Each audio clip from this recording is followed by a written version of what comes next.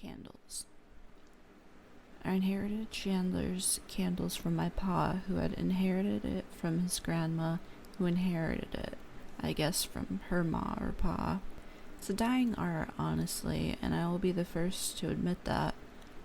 Artisan candles can be costly, and most potential patrons would much rather just run down to the supermarket and get one for a couple bucks, if that.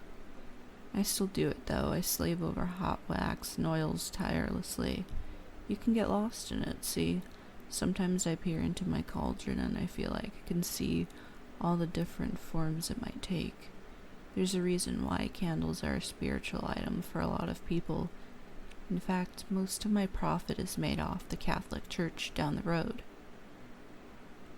I get a call about every month requesting another crate of prayer, pillar, and taper candles. Somewhere in the order, there's always a request for a vanilla-scented sculpted candle. That's my favorite. They never really detail the style they want, and just saying, use your imagination, and I do. Spend more time on that one novelty sculpt than I do on all the other candles in the order combined. I use white as a base, but as the candles grow in layers, I add greens and blues and sometimes reds. While the wax is still warm, I cut with my tools. Silly as it sounds, I put a lot of myself into those cuts, curls, and peels. Birds, flowers, leaves, and petals. When I'm feeling especially crafty, I sculpt the image of a saint, usually Mother Mary or St. Peter. I like sculpting faces. I know I have done it right when I feel like you can actually see me. I like faces. The sign hanging in my window says open 1 to 7 Tuesday through Friday, 11 to 8 Saturday, closed Sunday and Monday. This is only partially true because my favorite clients come in after hours exclusively, when the moon is high and the streets are hushed. I only ever see them once, but that is not such a bad thing. I miss them. Yes, because they tell me stories. Sad stories usually, but special nonetheless. You know what is strange, though? The happy stories, the ones that make me laugh or smile, those are the ones I typically find the saddest in the end. Once a young man told me a story about his dog, Clementine. He told me the story of the time they got lost in the woods one winter. His parents had told him not to be gone for long because of the bitter cold winds, and he promised to be back before dark. All evening, the young man and Clementine played in the drifts of snow. They dug tunnels and even made a snowman. He would toss the packed balls of snow into the air, and Clementine would leap after them, catching them in her teeth. In all the fun, the young man had lost track of time and space. He wandered in the direction that he believed his home should be, but only managed to get more disoriented in the forest that he had known all of his life. The snow had masked all the telltale landmarks that usually guided him. The boulder that looked like a face, the fallen oak tree, the mushroom-capped stump. After hours of searching, he sat down to cry until his eyes grew heavy and he fell into a deep sleep. He told me that he was grateful that Clementine found her way back home, though. She helped his parents find his body later that morning. I gave the man the brightest, prettiest candle I had in the shop at that time. I know, it guided his way through that frozen night. And as I watched the pale aura of his iridescent glow get swallowed up into the dark, I believe in my heart of hearts that nothing could even come close as long as he held his brave little candle. I didn't open up shop that next morning. I had too much to consider. While I could fill countless pages with stories from my time at the shop, I would like to tell a story that happened just yesterday. It was a Tuesday, and Clovetown was sleepy. The chill that ran through the streets wandered most from even leaving their homes that day, and I thought it fit to make some apple cider scented fills in hopes of coaxing out some patrons with their alluring scents. Fills take far less time than dipped candles, so I can sell them for much cheaper. Another alluring quality. While I waited for the wax to fully melt, I sat with a warm cup of tea, feeling quite clever. My entrance bell rang, and I headed for the counter. A man stood there, muddy and shivering. Come in, I plead. You're soaking wet. He looked at me a little stunned as I guided him into the seat. Jesus, you're freezing. I'll get you some tea.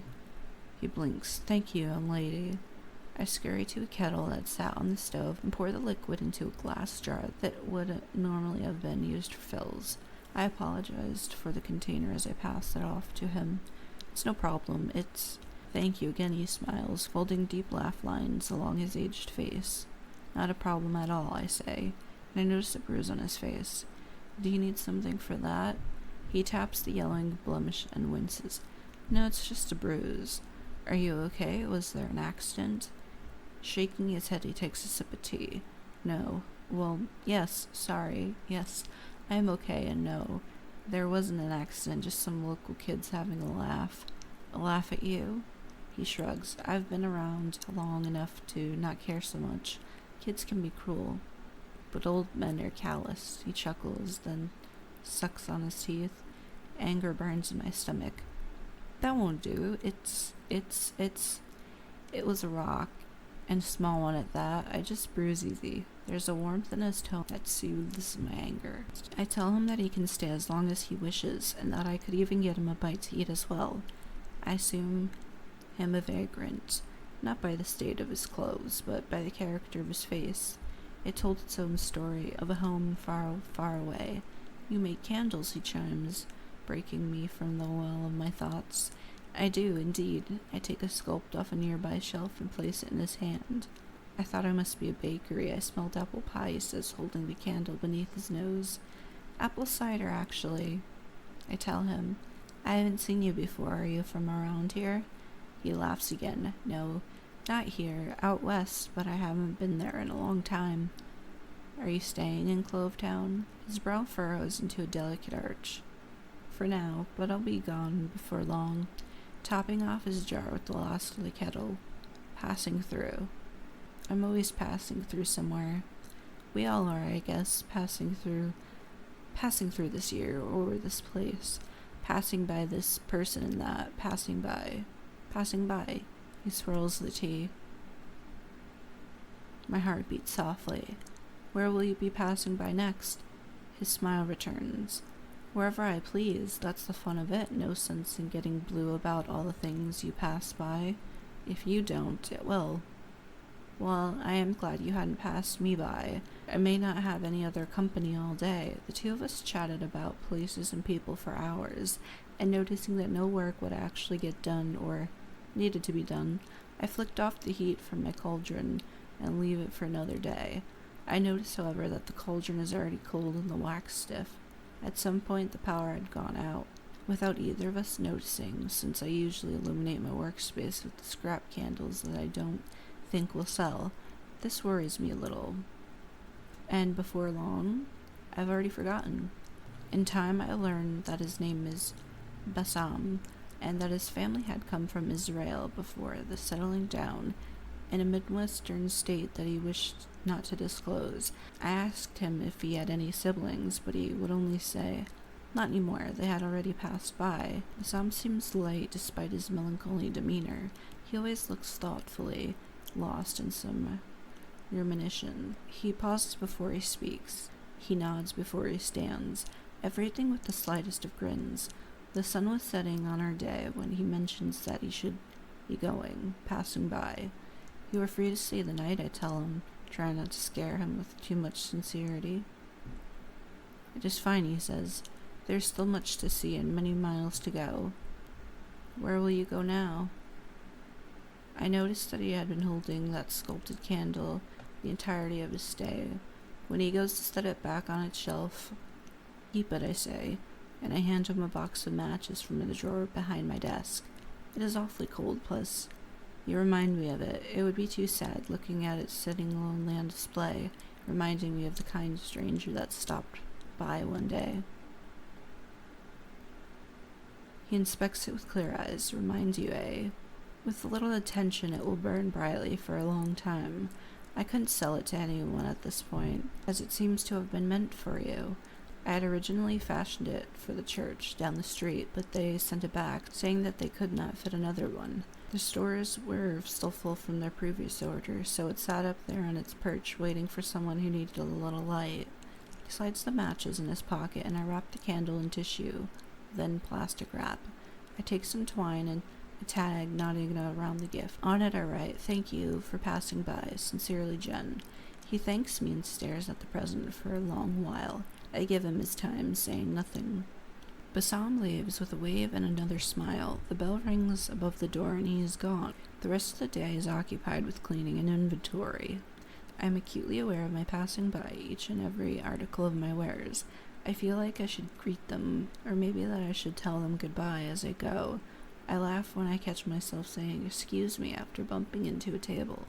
Every once in a while I consider going out for a drink or a bite to eat, but my shop is the coziest place on earth and is nearly impossible to leave once it has you bundled in its array of sights and smells. When closing time comes, I drift to the window to shut the curtains for the night, ready for more transient clients, should they choose to come. Just as I arrive at the window, it shatters. Shards fly through the air like the dusting of snow that is beginning to fall, and I hear a scream. "Run," I hear. I throw my head out through the place where my window had once been. 3 kids rush down the street as fast as their feet could carry them. That concerns me a little, though. On a bench just to my left, out of my line of sight from most of my shop, sits Bassam. The winds moan through the surrounding alleyways, and I hope that he simply can't hear me yelling for him. I don't even put my coat on before running to the bench through snow and slush. I reach the man when I arrive, but he is stiff. On and around the bench are stones, hailed from cruel children who don't know that sticks and stones will hurt more than just bones. I find the strength to drag his nearly frozen body off his seat, down the sidewalk, and into the shop. His breathing is shallow, and his mouth quivers, forming specters of words. I lay him on the floor and rush for a blanket to throw over him. It's dark, and the violent gale snuffs out the candlelight that normally nests safely inside. I'm attempting to wrap him in the cover, but he is already rigid. His breath no longer clouds the air around his face. His lips stand still. His frozen hands are weaving tightly around the candle that he holds to his chest. And I know he is gone. They know he's gone, too. They always seem to know. I pry the candle from his hands and use the matches in his pocket to light the wick, but the storm catches the tiny flame. It disappears, leaving behind a thin string of smoke. I strike another match and light the wick again, this time shielding it with my whole body. I can hear them slinking outside. They groan painfully and sometimes shriek without warning. I focus on the tiny, helpless flame as it holds tightly to its mooring. "Please," I beg, but they had already found us.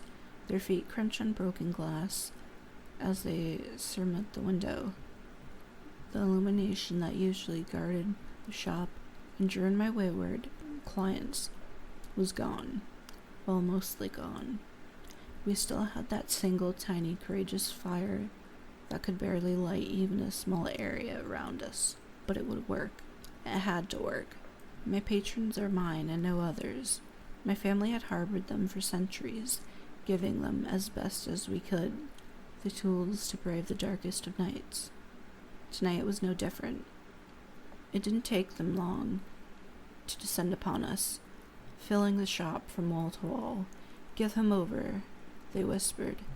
"He's already been marked." I bare my teeth. "No," I growl, like a feral hound. "Mine."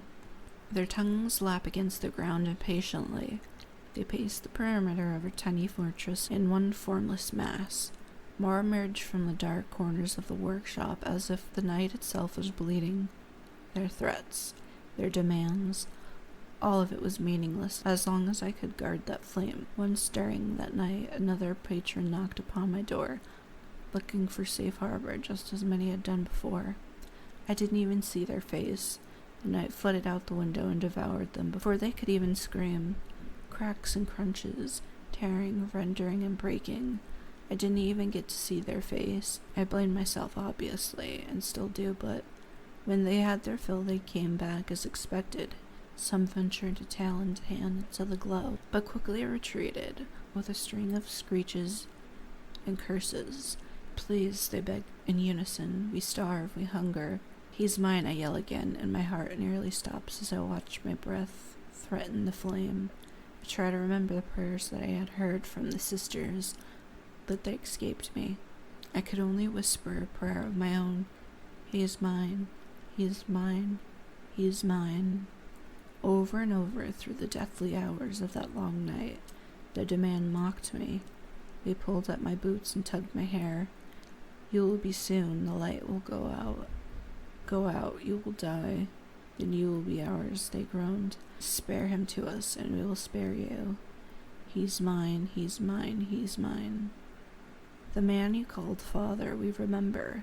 The car, the smoke, we remember. He squealed for mercy. He cried out your name when we found him. Did you know that? He's one of us. We are him. He is us. He is here. He's mine. He's mine.